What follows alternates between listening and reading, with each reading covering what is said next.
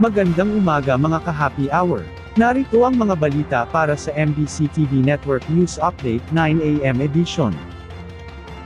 Online gambling, marami ng sinirang pamilya. Nakakalungkot ayon kay Pangulong Ferdinand Bongbong Marcos Jr. na sa maraming benepisyong nakukuha sa kasalukuyan ng makabagong teknolohiya o digitalisasyon, ay nagagamit na rin ito sa hindi magandang gawain. Sa pinakabagong vlog ng Pangulo, ay sinabi nitong bagamat nagsisimula ng maramdaman ang magandang benepisyo ng digitalisasyon, gaya ng mas mabilis na serbisyo ng gobyerno ay nagagamit din naman ito sa kanilang banda ng masasamang loob. Ang isang masamang epekto ng paggamit ng nasabing makabagong teknolohiya ayon sa Pangulo, ay mas pinadali o mas naging accessible ang pagsusugal. Ayon sa punong ehekutibo, dahil sa digitalized o online gambling ay marami ng pamilyang nasira rito, lalo't hindi responsable ang pagkakagamit. Bukod dito dagdag ng Pangulo, ay nagagamit din sa hindi maganda ang teknolohiya tulad ng scam, fake news at pagpapalaganap ng maling impormasyon.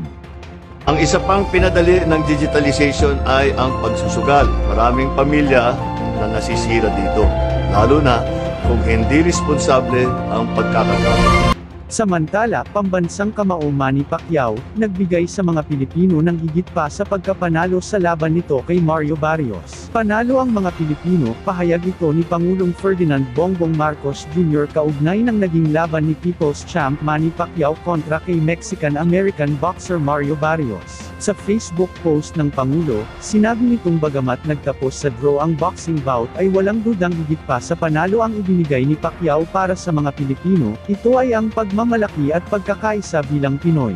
Dagdag ng punong ehekutibo na sa edad na 46, na sumagupos sa mas bata at mas malaking kalaban ay ipinamalas ni Pacquiao sa buong mundo, na ang Pilipino ay hindi sumusuko.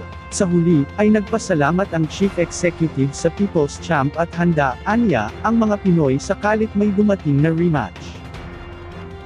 At yan ang mga balita para sa MBC TV Network News Update 9 AM edition. Abangan ang mga susunod na balitaan mamaya para sa 10 AM edition.